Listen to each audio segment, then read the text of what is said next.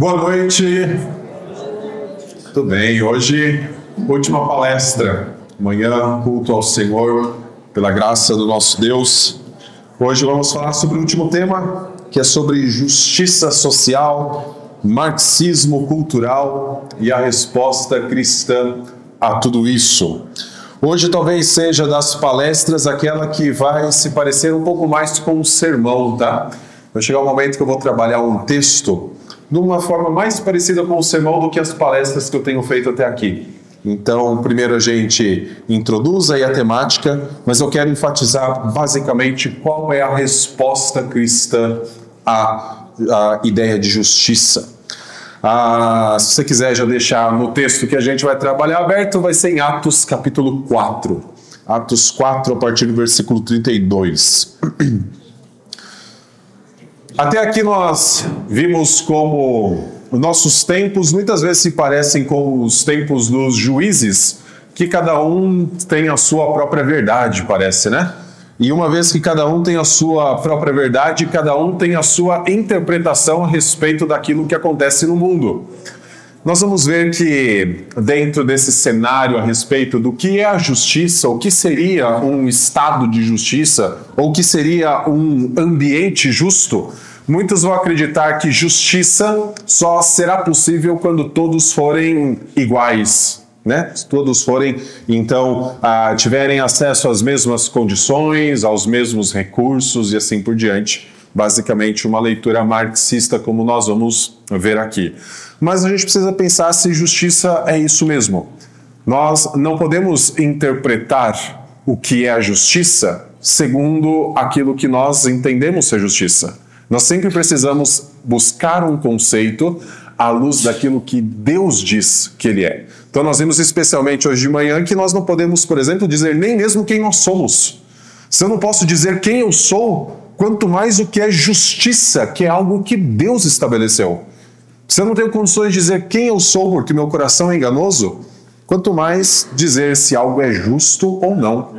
Nós precisamos também ter um padrão mais sólido, ter também um referencial mais concreto a respeito do que é justo e do que não é. Para isso, novamente, nós nos voltamos para a palavra de Deus. Por isso, a segunda parte, na verdade, ela vai ser a maior parte da nossa palestra, vai ser lidando com o texto de Atos, capítulo 4. Nós vivemos em uma época em que o clamor por justiça social ecoa em todos os cantos da sociedade. Na verdade, se olharmos para o que encontramos na TV, nas redes sociais, todos, em alguma medida, que são grandes expoentes ou pessoas que têm alguma influência sobre a sociedade, geralmente falam a respeito de justiça, injustiça. Geralmente, quando algum ato se torna muito evidente dentro da sociedade, tem muitos que se levantam para dizer, olha a injustiça sendo praticada, deveria ser assim. Muitos têm a falar a respeito disso. Vozes se levantam contra, por exemplo, desigualdade, opressão, marginalização. E se nós pararmos para olhar, muitos dentro da igreja também se preocupam com isso. E são preocupações justas. Nós deveríamos olhar com mais cuidado para a ideia de desigualdade social. Nós deveríamos olhar para uma ideia de opressão quando ela ocorre. E aqui eu faço um parênteses. Nem sempre o que se diz ser opressão é opressão. Lembre-se, nosso coração pode interpretar de forma equivocada a realidade, uma vez que o nosso coração interpreta equivocadamente nossa própria vida. Então a gente precisa tomar um cuidado quando se fala de opressão e outras palavras assim. Então muitos, inclusive dentro da igreja, sentem-se compelidos a se engajar por causas justas, mas no meio desse clamor, ideias e ideologias diversas se apresentam como soluções. E uma das ideologias que se apresentam como uma solução para um sistema que geralmente que as pessoas qualificam como opressor, como de marginalização e assim por diante, é o que a gente vai falar que é o marxismo cultural. Só vou tocar nele, não vou adentrar, não teria muito tempo para desenvolvê-lo aqui com vocês, especialmente que foco está na resposta cristã sobre o que é justiça. Entretanto, quando pensamos num cenário e tentamos identificar se ele é justo ou se ele é injusto, nós precisamos nos perguntar: o que realmente é justiça? Então, aqui nós vamos falar na segunda parte da palestra. E mais importante, como a Escritura define e aplica a justiça. A busca por justiça é legítima e todos nós deveríamos ansiar por ver a justiça manifesta. Afinal, a justiça já se manifestou em nossa vida. Paulo, escrevendo aos Romanos, no capítulo 3, versículo 21, ele fala que a lei de Deus foi testemunhada pela lei e pelos profetas, e a justiça de Deus foi testemunhada pela lei e pelos profetas. E ela se manifestou em Cristo Jesus. Se nós cremos em Cristo Jesus, a justiça de Deus já se manifestou em nossa vida. E a justiça de Deus, como algo já manifesto em nossa vida, deveria irradiar de nossa vida para outras pessoas. Então, nós devemos nos perguntar o que é justiça e, especialmente, como nós vivemos à luz da justiça que já foi manifesta em nós, especialmente a obra de Cristo. A própria Bíblia vai apresentar Deus como justiça. No Salmo 89 nós temos: justiça e direito são o fundamento do teu trono. Nosso Deus é um Deus justo. É uma característica, é um atributo do nosso Deus ser justo. É algo imutável em seu ser. Deus é sempre justo. E se nós nos relacionamos com o Senhor, nós queremos ver o quê? Os atributos de Deus manifestos na criação. Lembre-se que da nossa identidade nós somos representantes de Deus. Nós somos criados à imagem e semelhança de Deus para que também a glória de Deus seja manifestada nessa terra. Um dos elementos que é possível de manifestar é a justiça de Deus, que a gente acabou de cantar, uma vez que Ele vive em nós. É possível que a gente, então, propague a justiça de Deus nessa terra. Desde o Antigo Testamento, vemos a importância dada à proteção do órfão, da viúva e do estrangeiro. O Senhor sempre se preocupou com aqueles que estavam em situações mais vulneráveis. Na verdade, se tinha algo que ele fazia no Antigo Testamento, é acusar o seu próprio povo de ser um povo injusto, porque órfão, viúvas e estrangeiros sofriam no meio do seu povo. Sempre que você ler um profeta no Antigo Testamento, você vai ver Deus acusando o povo de não cuidar do órfão, da viúva e do estrangeiro. Na verdade, a marca de um relacionamento com Deus é o quanto nós manifestamos a justiça de Deus com aqueles que nós nos relacionamos. Não adianta nós dizermos que nós cremos em Deus, e o presbítero Tiago, escrevendo a sua epístola, fala isso, se nós, diante da necessidade de alguém, que, por exemplo, está com frio ou está com fome, a gente diz: vai em paz e se esquente sozinho. Vai em paz e supra a sua necessidade e eu não vou interferir nisso. Nossa fé ela é manifestada em atos de justiça. Nossa crença ela é mostrada ao mundo também quando nós suprimos carências e necessidades. E nós não devemos fechar os nossos olhos quando alguém próximo a nós está carecendo de algo que é vital para a sua sobrevivência. Mas existe uma diferença entre pensarmos em opressão e pensarmos em relação a carência ou necessidade. E é sobre isso que detalharemos um pouco mais. Hoje nós vamos olhar para Atos 4:32 até o capítulo 5:11, onde encontramos uma comunidade cristã vivendo uma realidade profunda de unidade e generosidade. Por que eu escolhi esse texto?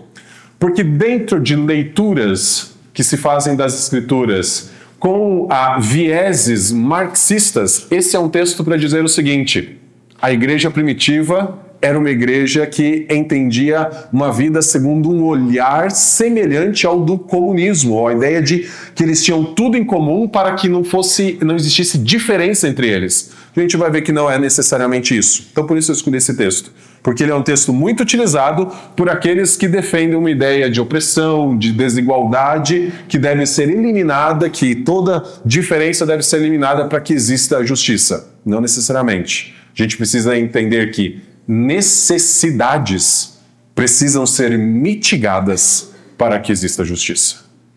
Necessidades que são vitais, necessidades que muitas vezes têm a ver com sobrevivência e especialmente com a dignidade humana por ser imagem e semelhança de Deus. Eles estavam sendo perseguidos naquele momento, a igreja, não buscavam poder político e ainda assim transformavam o mundo ao seu redor, sem abrir mão da verdade do Evangelho. Então nós podemos transformar o mundo ao nosso redor, temos testemunho dos nossos irmãos do passado, mas sem abrir mão da nossa fé, sem abrir mão daquilo que é fundamental para a nossa caminhada com Cristo. O que é marxismo cultural? Eu sempre tenho definido rapidamente alguns conceitos, deixa eu definir isso aqui com vocês. É uma vertente ideológica que propõe a desconstrução de pilares muito claros para uma cultura ocidental. Então, como família, moral cristã, propriedade privada e assim por diante. A fim de implantar, esse seria o objetivo, segundo defensores, não necessariamente marxismo cultural, mas um termo que nós usamos para falar a respeito de pessoas que tentam ter esta visão, que apresentam essa visão do que eles mesmos, eles não usam isso aqui. Mas basicamente são aqueles que entendem que uma sociedade precisa ser igualitária para que ela seja justa. Baseada no conflito entre opressores e oprimidos, então sempre vai ter essa dinâmica. Substitui a luta de classes econômica que vem do marxismo. Karl Marx, ele entendeu que o que caracteriza basicamente a relação da sociedade tem a ver com a ideia de trabalho, tem a ver com a ideia de alguém que então toma o valor de outra pessoa e assim numa relação de opressão econômica muitas vezes se desenvolve a sociedade. Eles vão levar isso para dentro de uma cultura, dentro da cultura mais do que necessariamente para o aspecto econômico. Robert Smith destaca da seguinte forma: o marxismo cultural simplesmente se refere a um desenvolvimento do pensamento marxista no século XX, que passou a ver a cultura ocidental como uma fonte fundamental de opressão humana. Então, basicamente, as estruturas que fundamentam a cultura ocidental, como nós vimos, família, moral cristã e assim por diante, seriam, na verdade, fontes de opressão. E elas precisam, logo, desaparecer ou ser mitigadas para que exista a igualdade e, existindo a igualdade, então, tivesse justiça. Como tal, o marxismo cultural nada mais é do que a aplicação da teoria marxista à cultura. No campo da justiça, o marxismo cultural reformula a luta de classes proposta pelo marxismo clássico. A sociedade, então, vai ser dividida entre opressores e oprimidos. E é somente quando não existirem os opressores, ou pelo menos eles não ocuparem mais uma posição de opressão, segundo essa leitura, então que existirá a igualdade, e existindo a igualdade, existirá justiça. A nova luta não é mais de classe, mas de identidade cultural, tudo gira em torno da ideia da identidade, e a justiça é vista como empoderar os oprimidos e silenciar os opressores, mesmo à custa da liberdade. Então, apenas uma definição aqui sobre marxismo cultural. O que é justiça para nós? Gosto dessa colocação.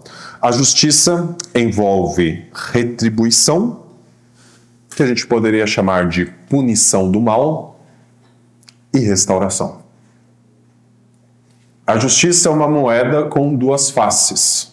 De um lado está retribuição, do outro está restauração. Ontem nós falávamos num dos grupos de pastoreio sobre a respeito da justiça de Deus, e que a sua manifestação, a manifestação da sua ira, é um ato da sua justiça. Ele, como Criador, nós vimos hoje pela manhã, ele tem o direito de dizer quem nós somos. Ele tem o direito de estabelecer nossa identidade. Assim como o autor de um livro, como é o caso do Raul, teve o direito de colocar o seu título. O título no livro, como ele queria. Deus tinha direito, tem o direito de dizer quem nós somos. Mas mais do que isso, como Criador, ele tem o direito de exigir a adoração de suas criaturas. E no momento em que as suas criaturas usurpam a adoração que é dele por direito, ele tem o direito de retribuir. Dar então uma resposta ao mal. Existe um pensador do século XI, chamado Anselmo da Cantuária, que ele diz o seguinte: se a gente for parar para pensar em justiça, a justiça só vai poder ser plenamente manifestada quando, existindo um roubo, algo de mesmo valor seja devolvido para retribuir aquele bem que foi usurpado. Então, imagina que eu roubei o celular do Gustavo. Passa-se 3 meses e eu falo assim: Gustavo, dá o seu celular de volta. Estamos quites? Mais ou menos, talvez. Não estamos quites. Ele ficou 3 meses sem o bem dele. No mínimo, eu tenho que acrescentar alguma coisa. Eu teria que devolver o bem e talvez pagar uma taxa. Ou simplesmente dizer: você me perdoa por ter roubado? Eu acrescentei alguma coisa. Talvez ele, se tiver um bom coração, vai dizer assim: então tá tudo bem. Mas veja, eu devolvi e ainda tive que acrescentar algo. Pense que eu e você, nós somos criados com o único objetivo de glorificar a Deus sobre todas as coisas. Anselmo da Cantuária vai dizer isso. Mas o ser humano, quando ouviu a voz da serpente, acreditou que ao invés de ser imagem e semelhança de Deus, poderia ser igual a Deus. O que o ser humano faz? Usurpa o ato de glorificar a Deus de Deus. Digamos que em algum momento a gente fala assim: puxa, não glorifiquei a Deus. Deixei de adorar quem deveria ser adorado. Senhor, estou aqui de volta. Passei 20 anos da minha vida sem te adorar. Estamos quites? Que Deus responderia? Talvez mais ou menos ali, igual o Gustavo. Porque precisa de alguma coisa a mais. O que precisa mais? O que eu posso oferecer a mais? Nada. Eu, como pessoa criada por Deus, qualquer um de nós, como imagem e semelhança de Deus, como coroa da criação de Deus, não existe nada na criação de Deus maior do que um ser humano. Como que eu vou pagar uma dívida que é do mesmo valor e que precisaria de um pagamento a mais? É por isso que Anselmo da Cantuária vai dizer o seguinte: a manifestação plena da justiça é quando Deus se faz homem. Porque daí aquele que é maior do que a criação, maior do que o ser humano, se coloca na posição dos devedores para pagar uma dívida. Nesse momento nós temos retribuição e nós temos restauração. Manifestação da justiça de Deus em Cristo Jesus. Ao mesmo tempo em que na cruz nossa dívida é paga, então algo maior do que o nosso valor é oferecido, também nós somos restaurados. Manifestação da justiça, a gente poderia dizer, a justiça de Deus é Cristo Jesus. A comunidade cristã primitiva entendeu isso. Entendeu o que é justiça, entendeu o que é viver uma vida justa e entendeu o que é suprir uma necessidade, manifestando então atos que apontem para isso. Vamos pensar então, Atos capítulo 4, a partir do versículo 32. Hoje eu vou ler o texto inteiro antes de nós comentar. Da multidão dos que creram, era o coração e a alma. Ninguém considerava exclusivamente sua nenhuma das coisas que possuía. Tudo, porém, lhes era comum. Com grande poder, os apóstolos davam testemunho da ressurreição do Senhor Jesus, e em todos eles havia abundante graça.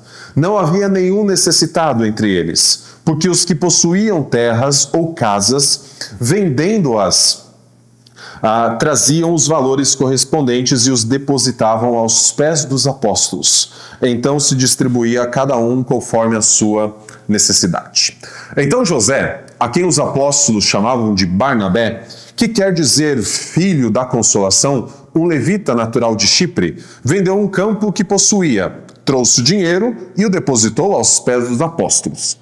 Entretanto, certo homem chamado Ananias, com sua mulher Safira, vendeu uma propriedade, mas reteve uma parte do dinheiro. E Safira estava ciente disso. Levando o restante, depositou aos pés dos apóstolos. Então Pedro disse: Ananias, por que você permitiu que Satanás enchesse o seu coração? Para que você mentisse ao Espírito Santo, retendo parte do valor do campo?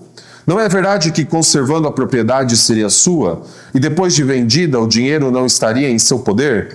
Por que você decidiu fazer uma coisa dessas? Você não mentiu para os homens, mas para Deus. Ouvindo estas palavras, Ananias caiu morto, e sobreveio grande temor a todos que souberam o que tinha acontecido.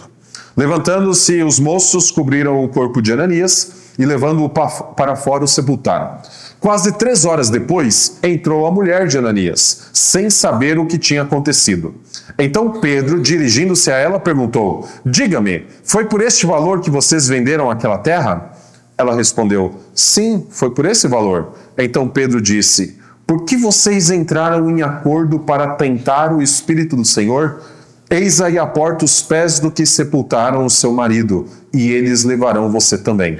No mesmo instante, ela caiu aos pés de Pedro e morreu. Entrando os moços, viram que ela estava morta e, levando-a, sepultaram-na ao lado do marido. E sobreveio grande temor a toda a igreja e todos aqueles que ouviram falar desses acontecimentos.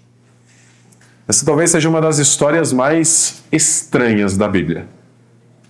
Alguém já achou essa história estranha em algum momento? Eu imagino que sim, né? Tem algumas histórias que são estranhas na Bíblia, mas elas são explicáveis. Eu espero explicar essa para vocês hoje. Uma das que sempre achei muito estranha é aquela quando Eliseu está indo para a cidade de Betel subindo, daí saem uns moços e começa a dizer assim: sobe careca, sobe careca. Ele vira, amaldiçoa, e o que acontece? Vem as ursas e come todos e mata todos os meninos, né? Não parece ser uma retribuição muito desproporcional simplesmente chamar sobe seu careca, sobe seu careca? Se alguém quiser a explicação da história, a gente pode conversar depois, tá? Isso aqui eu não vou ter tempo de conversar. Me ajuda aqui, Gustavo, por favor. Depois você pode perguntar essa aqui. Obrigado. Tá bem que caiu para cá. Vamos lá. Vamos para outra história estranha. A gente tem em Atos capítulo 4, versículo 32 e diante, o retrato de uma comunidade. Qual é o retrato da comunidade que a gente tem aqui? Primeiro, essa comunidade foi formada pelo Espírito Santo. E eu vou chamar isso de a origem da justiça. Olhe para o capítulo 4, versículo 32 em diante, o que você encontra lá? Você vai enxergar uma comunidade que foi marcada por um ato de tudo ser em comum. Lucas, que é quem escreve o livro de Atos, mostra 2 retratos da igreja. O primeiro retrato está em Atos 2, 42 a 47. A gente canta, acho que até uma música, não sei se vocês cantam aqui, mas lá em São Paulo ela é bastante comum de cantarmos, que é uma música assim: da comunhão dos que creram, era só o coração, uma semente. Diz que eles faziam tudo em comum. Eles partilhavam o pão, eles comiam vinho, eles bebiam vinho juntos, eles cresciam, né, se desenvolviam à luz da doutrina dos apóstolos. Isso está em Atos 2, versículo 42 a 47. É o primeiro retrato que Lucas faz da igreja primitiva. Logo depois de nós termos 3... Desconectou aqui? Voltou. Logo depois de nós termos a conversão de 3.000 pessoas. Esse é o segundo retrato da igreja, Atos 4, versículo 32 em diante. Que é quando a igreja já sobe para o número de 5.000 pessoas. Então a igreja está crescendo e Lucas está retratando o que é a igreja. E o retrato que Lucas faz da igreja é: eles tinham tudo em comum. Mas por que Lucas dá 2 retratos da igreja? O primeiro lá em Atos 2, que fala que eles tinham um coração, e esse retrato aqui que a gente tem em Atos 4. Porque logo antes de dizer a igreja era assim, Lucas fala: a igreja era assim por causa disso. qual era a razão do retrato da igreja? Uma ação notória do Espírito Santo. Veja o nosso versículo 31, pouquinho antes do nosso texto.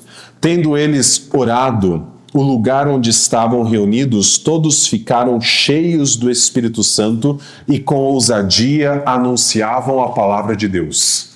Antes de Atos 2:42, qual é o evento narrado lá? Atos 2. O que tem em Atos 2? Pentecostes, a descida do Espírito Santo.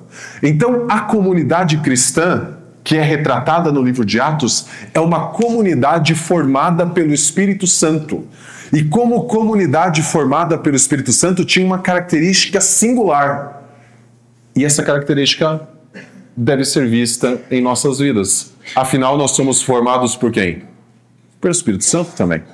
Então, lá atrás, o Espírito Santo formou uma comunidade originalmente com 3.000 pessoas, depois ela passou a ter 5.000 pessoas, e uma das marcas é que essa igreja tinha, então, como origem a atuação direta do Espírito Santo, e como atuação direta do Espírito Santo, eles também tinham tudo em comum.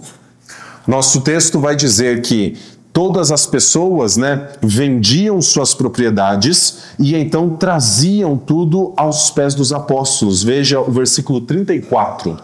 Não havia nenhum necessitado entre eles, porque os que possuíam terras ou casas, vendo-as, traziam os valores correspondentes e os depositavam aos pés dos apóstolos. Então se distribuía a cada um conforme a sua, e aqui está a expressão, necessidade. A gente não está falando de igualdade econômica. Nós estamos falando de suprimento de necessidade. A gente precisa entender um pouquinho de contexto histórico para entender o que se passava ali. Uma ideologia como o marxismo cultural vai olhar para um texto como esse e vai dizer o seguinte: essa igreja promoveu igualdade econômica. E somente no momento em que se promoveu igualdade econômica... Sumiu? Bateria?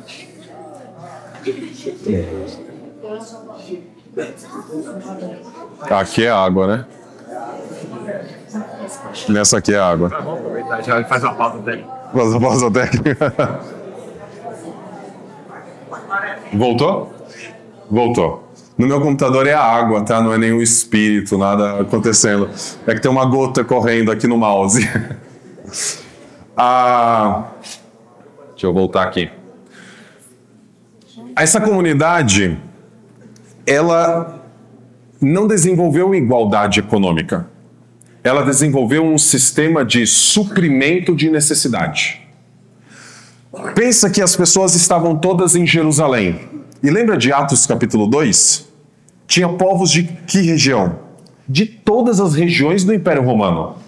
Tinha romanos, tinha sirineus, tinha pessoas da região da Síria, tinha pessoas da região da Galácia, que se reuniram ali na festa de Pentecostes e então tiveram seu coração transformado pelo Espírito Santo. Acabou mesmo? Então, alguma coisa daqui. Os talentos hoje. Entendi. Esse aqui tá com a bateria. Tá bom.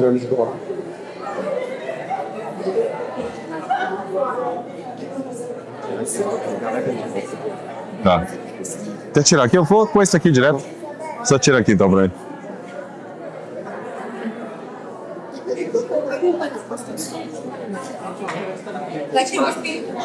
Tá bom. Pronto, vamos. Tem que subir. Agora foi? Agora foi. Acho que agora vai. Vamos lá. A comunidade, ela era, então, formada por pessoas que eram de diferentes regiões. E essas pessoas tomaram uma decisão: desenvolver a sua fé. Onde estavam os apóstolos? Na cidade de Jerusalém.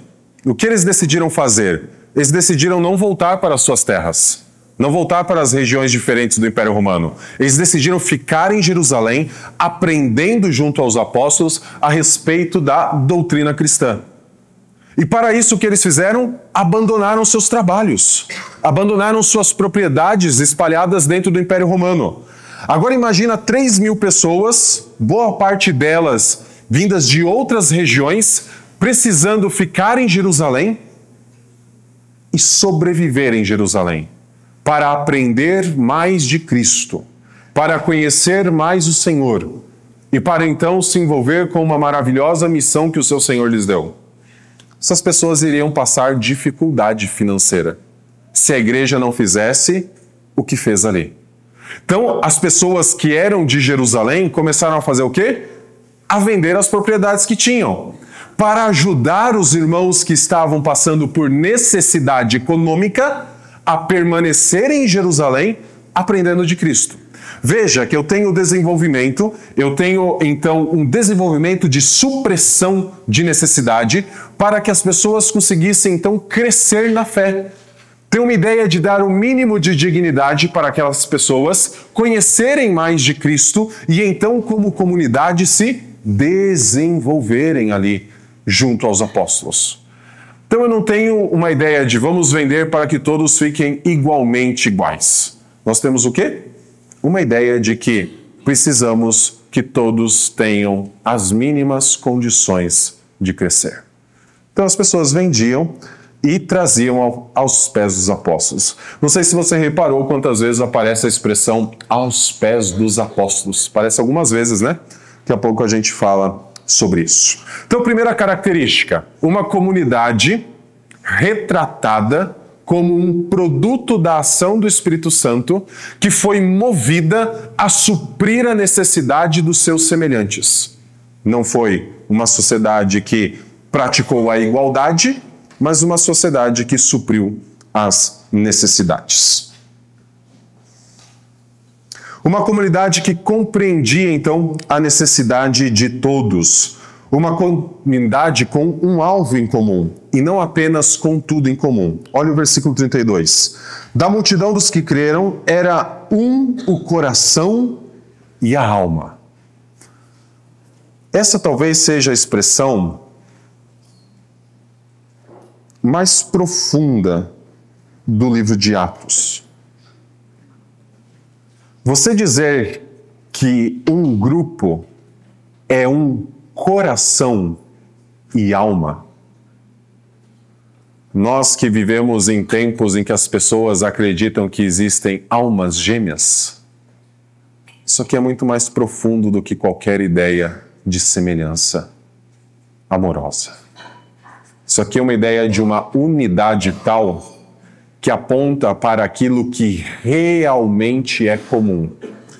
Não sei se você já parou para pensar, mas a minha e a sua vida não são comuns. Em alguma medida, elas têm a marca de duas coisas: anomalia e extraordinariedade. Parece estranho. Como assim a minha vida tem anomalia e a minha vida tem extraordinariedade e não é uma vida comum? Minha vida é uma vida comum. Eu acordo todo dia, vou estudar, vou trabalhar, é uma vida comum. Se a gente for parar para pensar de uma forma horizontal, nossa vida talvez seja comum. Talvez tenha pessoas que tenham vida extraordinárias e a gente queria ter a vida que essas pessoas têm. Mas saiba que, de uma perspectiva vertical, todas as vidas são marcadas por anomalia. E a vida de alguns é marcada por extraordinariedade, por hora. Qual é a anomalia que marca todas as vidas? Pecado. Qual era a vida comum, criada por Deus de forma ordinária e clara? A vida sem pecado. O que é o pecado? Uma anomalia que distorceu até mesmo a nossa capacidade de interpretar quem nós somos e interpretar a realidade ao nosso redor. Toda a vida é marcada por anomalias. Mas a vida daqueles que creem em Cristo Jesus é marcada também pelo quê? Extraordinariedade. Nossas vidas são extraordinárias. Toda vez que você se assenta diante de um prato de refeição, o que você faz? ora. Por que você ora? Porque você reconhece que Deus deu aquele prato de comida para você, não é isso? Se Deus deu esse prato de comida, significa o quê? Extraordinariedade. Não é simplesmente um ato comum. Você não enxerga como um ato comum. Você poderia enxergar como um ato comum se você fala assim, a força do meu braço, a minha habilidade, o meu dinheiro, comprar esse prato de comida para mim. Mas a gente olha para uma ponta que vai além do senso comum. As pessoas não olham para isso. Quando duas pessoas se casam, o que acontece? O comum é 1 mais 1 ser quanto? 2. Quando duas pessoas se casam, se tornam? Isso é extraordinário. Anseiem por ter casamentos que são extraordinários. Casar é muito bom. Bom demais. Não porque tem coisas horizontalmente extraordinárias, mas porque é marcada pela extraordinária presença de Deus no meio dele, se for entre dois cristãos. Casamento é algo maravilhoso. A vida cristã é marcada por extraordinariedade. Mas aqui tem uma expressão, eles tinham um coração. E o que eles estavam experimentando é algo que está reservado para o porvir. Deus está dando um lampejo para eles do que está reservado para o porvir. Haverá um momento em que nossa vida não será mais marcada por anomalia nenhuma. O pecado será completamente removido de nossa existência. E ao ser removido de nossa existência, nós não vamos mais interpretar as coisas de forma incorreta. Nós não vamos enxergar mais o mundo com olhos distorcidos. O nosso coração saberá o que é bom de imediato e não terá mais a experiência do que é mal. Haverá um momento em que não existe anomalia.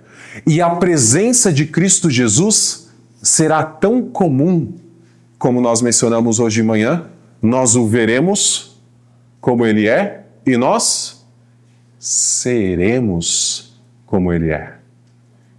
Essa comunidade já experimentava a antessala do momento da glória. Já experimentava um sabor do que é a vida por vir. E nós podemos experimentar disso desde já. Porque sim, nossa vida é marcada por coisas que são extraordinárias. Cantamos, Cristo vive em nós. Se isso não é extraordinário para você, não tem nada que vai satisfazer o seu coração nessa existência. Se aquele que é Deus e que se fez como homem vive em você, é o ápice da extraordinariedade. Um dia será tão comum que nós o veremos face a face e seremos como Ele é. Uma comunidade que tinha tudo em comum, então eles compartilhavam para suprir as suas necessidades. Uma comunidade que entendeu o que é a vida em comum. Hoje nós estamos aqui numa palestra. E uma palestra ela não é de atos em comum. Nós estamos fazendo coisas diferentes hoje. Eu estou aqui trazendo um ensinamento para vocês. Vocês estão absorvendo um ensinamento. Esse acampamento tem bastante comunhão, mas as atividades não são em comum. Tem uma equipe que eu sei que se dedica à limpeza, uma equipe que se dedica a fazer a comida.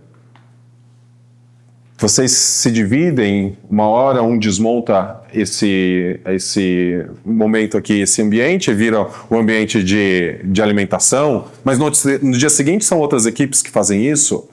São atividades diferentes. Saiba que amanhã todos que estiverem no culto aqui estarão fazendo a mesma coisa. É o ápice da comunhão que a gente pode experimentar. Às vezes a gente fala de comunhão em programação. É muito bom estar, às vezes, numa programação numa casa, programação num sábado na igreja. O ápice de ter as coisas em comum com seu irmão é no culto público. E eu não sei quantos aqui já tomam a ceia, já participam da mesa do Senhor, participar da ceia do Senhor. Quer experimentar o que eles experimentavam aqui? Anseie por estar no culto. Anseie por um dia participar do pão e do vinho. Esse é o ápice da comunhão. Porque é o ápice do se apropriar de Cristo Jesus enquanto aguardamos a sua vinda. É o ápice do serviço a Deus enquanto esperamos que o nosso Senhor venha. Essa comunidade entendeu que a sua herança era o Senhor. Por isso estava disposta a vender suas propriedades para suprir a necessidade dos seus semelhantes. Tem um personagem aqui que é muito interessante o que é falado sobre ele, que é Barnabé. Veja o versículo 36. Então José, a quem os apóstolos chamavam de Barnabé, que quer dizer filho da consolação, um levita natural de Chipre, vendeu um campo que possuía, trouxe o dinheiro e o depositou aos pés dos apóstolos. Repete a expressão aí. Essa talvez não fosse uma informação tão relevante, né? Afinal, estava todo mundo fazendo isso. Diz que todos aqueles que podiam vendiam suas propriedades para suprir a necessidade dos seus irmãos. Por que tem que destacar Barnabé? Por que eu preciso saber que Barnabé vendeu um campo que ele tinha? Sempre que vem alguma coisa estranha na Bíblia, pare e pense um pouquinho. Por que está ali? Não existe palavra deslocada dentro das Escrituras. Não existe assim, Lucas queria colocar mais coisa no papel, como a gente faz às vezes numa prova, né? A gente vai lá e enche linguiça, né? A expressão aqui em São Paulo é enche linguiça? Enche linguiça, aumenta a resposta só para ficar bonito. Lucas nunca quis fazer isso. O que Lucas quis fazer? Mostrar a singularidade do que eles estavam vivendo. Barnabé era o quê? Levita. Em Deuteronômio, capítulo 10, versículo 9, depois você pode ler, o Senhor fez a distribuição da terra de Canaã para todas as tribos. Mas ele falou assim, os levitas não terão propriedade nenhuma, porque a sua herança é o Senhor. O que nós temos? Um Barnabé levita com propriedade. Essa era uma anomalia. Mostrava o cenário que estava o judaísmo naquela época. Por que Lucas destaca? Porque ele mostra alguém que entendeu que poderia abrir mão de seus recursos temporais, porque a sua herança e o seu bem mais precioso era o Senhor. Um levita vende a sua propriedade, fica sem posse de terra, porque entendia que a sua herança era o Senhor. E não é só Barnabé que entendeu isso, mas Barnabé é destacado porque ele era um levita com propriedade, algo estranho. Ele entrega a sua propriedade. Ele entendeu que existe um bem maior, e esse bem é o próprio Senhor. Os nossos irmãos do passado não simplesmente vendiam suas propriedades porque falavam assim, olha, meu irmão está necessitado e coitado em sua necessidade. Eles entendiam que o Senhor supria as suas vidas e isso possibilitava que eles suprissem as necessidades de outros. Nós não buscamos igualdade. Nós buscamos uma ideia de dignidade a tal ponto para a vida das pessoas que essa dignidade que nós tentamos promover para a vida daqueles que são necessitados em nosso meio ou fora dele, seja o suprimento como um movimento natural que começou em nossa vida e é derramado na vida de outras pessoas. Porque o Senhor supriu a nossa maior necessidade, nós entendemos que podemos suprir necessidades que são temporárias daqueles que hoje sofrem, daqueles que hoje passam por dificuldade. Porque nós tivemos o maior anseio de nosso coração respondido, que é a ideia da nossa necessidade do próprio Deus, e o Senhor, então, preencheu esse vazio em nosso coração, que nós estamos dispostos, muitas vezes, a abrir mão de luxos, de coisas que estão além de nossa necessidade, para atender a carência de alguém que, às vezes, precisa de coisas para comer e sobreviver. Nós não deveríamos ficar cegos a pessoas que sofrem, mas nós deveríamos transbordar do amor que foi manifestado em nossa própria vida em direção a pessoas que muitas vezes estão no nosso meio e que sofrem, em direção a pessoas que estão fora. Não estou falando apenas de finanças. O nosso exemplo aqui, ele tem bastante um cunho financeiro porque as pessoas precisavam comer e elas estavam longe da sua casa. Mas quantas pessoas sofrem angústias por conta de relacionamentos, por conta, às vezes, de dificuldades em seus trabalhos, na escola, e a gente sabe que sofrem, e a gente não se move em direção a elas. Se você já tem um relacionamento verdadeiro com Cristo, você entendeu o que Cristo fez em sua vida. Você é chamado a se mover em direção a quem sofre. Nós não podemos simplesmente falar assim, não é problema meu. Se tem um irmão triste em nosso meio, por que ele está triste? Se tem um colega que às vezes não é cristão em nossa sala, que você enxerga uma tristeza nele, por que não ir então até ele? E tentar entender. E na possibilidade de talvez oferecer um consolo que é temporário, de simplesmente oferecer ouvidos para que alguém fale. Muitas vezes as pessoas ficam um pouquinho mais animadas depois de desabafarem. Não sei se você já teve experiência com alguém que às vezes estava muito triste e começa a falar e a pessoa começa a se animar. Às vezes vai ser isso. Mas às vezes pode ser a oportunidade de você falar não da necessidade imediata daquela pessoa, mas da necessidade eterna que ela tem. Que é de se relacionar com Cristo, de abandonar seu pecado e entender que os seus maiores anseios são respondidos através unicamente do nosso Salvador. Mas a gente tem que se mover em direção a quem sofre. Não porque simplesmente entendemos que a pessoa precisa ser igual a nós. Não é por isso. Mas porque nós somos chamados a fazer o bem. Nós somos chamados a transbordar do amor que Deus manifestou em nossa vida. E a então estender da maravilhosa graça que já nos alcançou a outras pessoas que estão próximas a nós. Essa comunidade entendeu isso. Naquele momento, entendeu que era necessário vender suas propriedades. Nós não precisamos fazer isso. Mas se tem coisas que a gente pode muitas vezes abrir mão de nossos interesses que envolvem finanças para ajudar quem sofre, façamos isso. E essa era uma comunidade consciente da necessidade da justiça de Deus. E aqui eu trago a retribuição junto com a restauração. Na história que é estranha.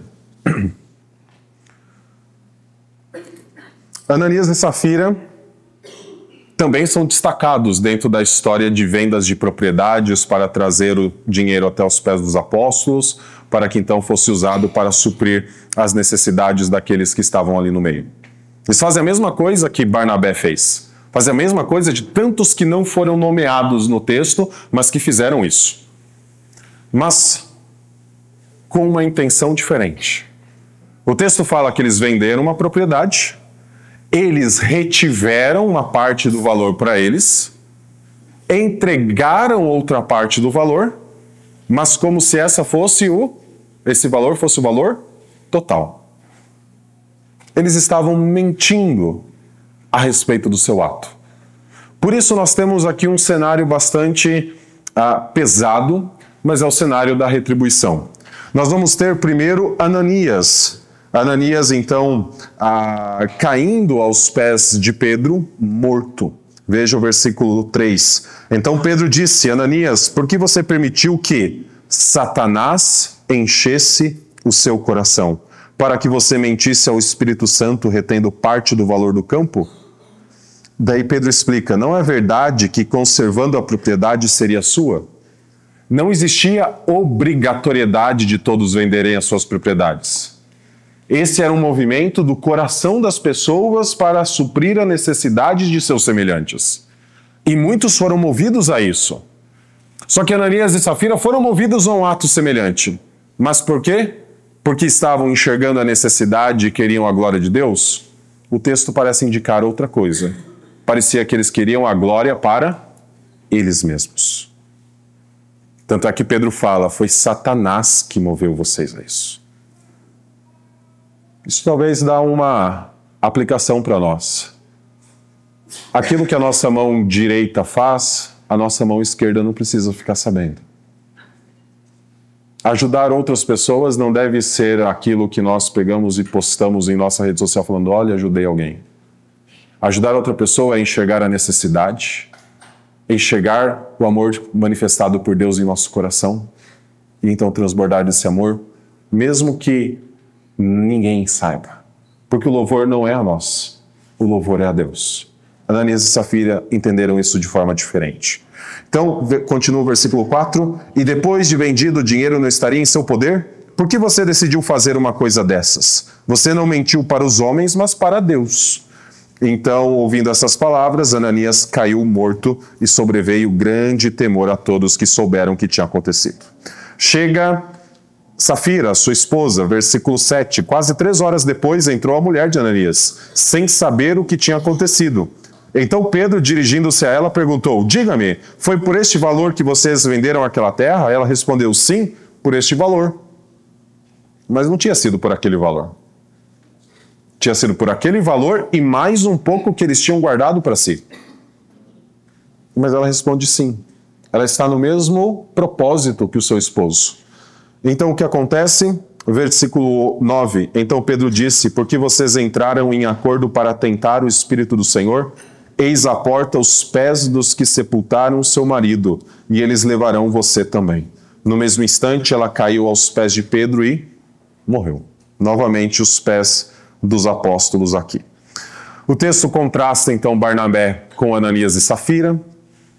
Há um contraste entre uma comunidade movida pelo Espírito Santo e Ananias e Safira movidos por Satanás.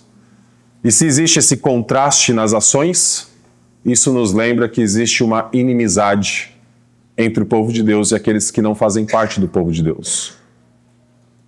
É por isso que, ao longo de todo o texto, sempre se menciona o quê? Os pés dos apóstolos.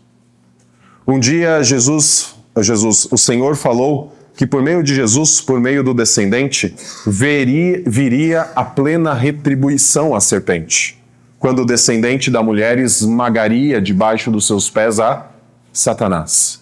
O que nós temos com Ananias e Safira são pessoas que se aliaram a Satanás porque não estavam movidas simplesmente pela necessidade dos outros ou pelo próprio amor transbordado em seu coração. Estava simplesmente o desejo de glória, o desejo de honra para si mesmos.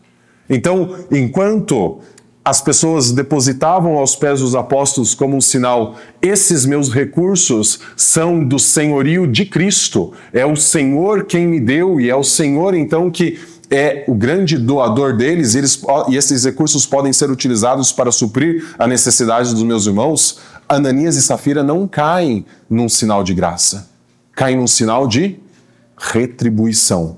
A justiça de Deus muitas vezes se manifesta com retribuição contra o mal causado. Justiça não é simplesmente uma parte da moeda. Justiça são as duas partes da moeda.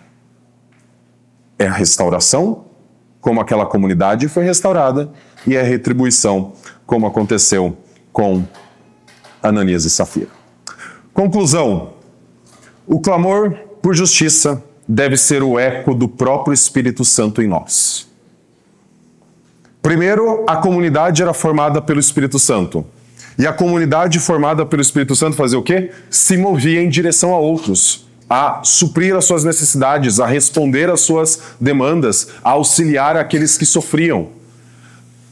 O Espírito Santo atua em nossa vida para que também atuemos na vida de outros. Em 1 Coríntios capítulo 1, versículo 5, Paulo diz o seguinte: nós somos consolados pelo Espírito Santo com o mesmo consolo que ele ofereceu a nós.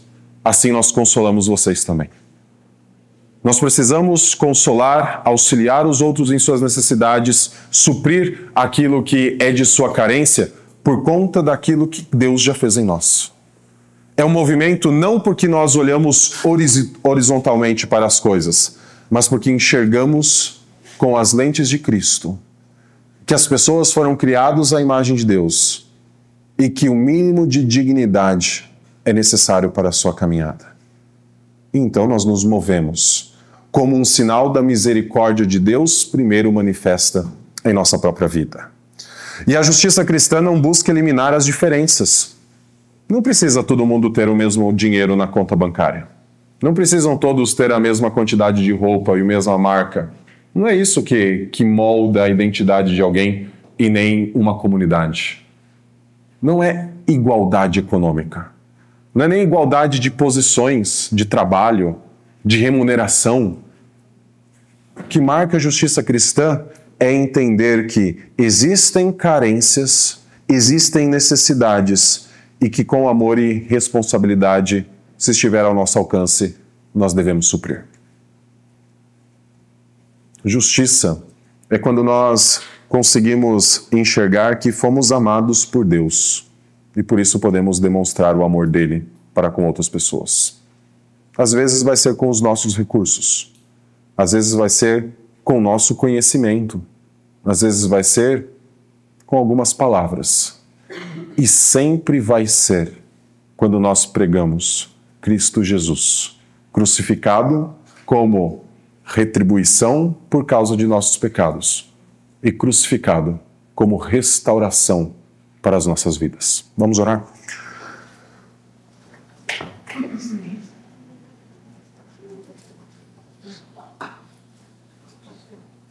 Senhor Deus, nós te agradecemos por causa da boa obra que o Senhor está fazendo em nossas vidas.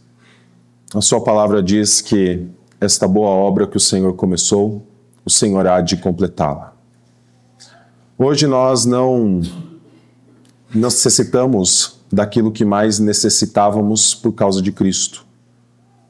Nosso coração já é habitado pelo Espírito Santo se cremos em nosso Senhor e Salvador. Mas ainda assim, em nossa caminhada, experimentamos necessidade de mais santidade, necessidade de nos parecermos mais com Cristo, outras necessidades que têm aspectos materiais envolvidos, mas o Senhor, ó Deus, prometeu que todas essas coisas um dia seriam plenamente satisfeitas. Haverá um momento em que a sua obra estará completa a tal ponto que não haverá mais pecado, que não haverá mais dor, que não haverá mais luto, que não haverá mais lágrima sendo derramada de nosso olho, porque o próprio Senhor Jesus Cristo enxugará de nossos olhos toda lágrima. E por isso nós nos apegamos a esta promessa, para que os nossos olhos estejam postos no futuro, reconhecendo a maravilhosa obra que o Senhor já tem feito em nossa vida, e também, ó Pai, reconhecendo da nossa responsabilidade de estendermos, ó Deus, a maravilhosa graça que já foi manifestada em nós, também por meio da pregação do Teu Evangelho e também da prática de boas obras.